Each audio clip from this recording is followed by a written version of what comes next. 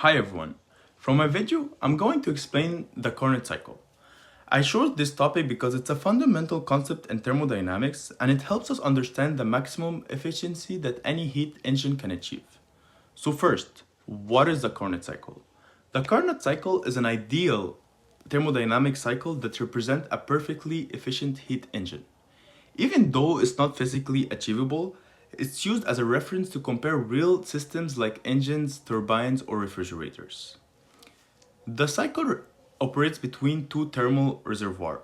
One is the high temperature reservoir, which is the hot source.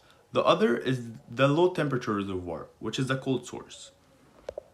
The system absorbs heat from the hot reservoir, converts part of that energy into work, and then rejects the remaining heat to the cold reservoir. The Carnot cycle has four processes. First, isothermal heat addition. The system absorbs heat from the hot reservoir while the temperature stays constant. Second, adiabatic expansion. The system expands without heat transfer, and during this step, it produces work. Third, isothermal heat rejection. The system releases heat to the cold reservoir at a constant temperature. And fourth, adiabatic compression. The system is compressed without heat transfer until it returns to its initial state. Then the cycle repeats. Now, the most important part is the efficiency. The Carnot cycle represents the maximum efficiency possible for any engine operating between two temperatures. No real engine can exceed this efficiency.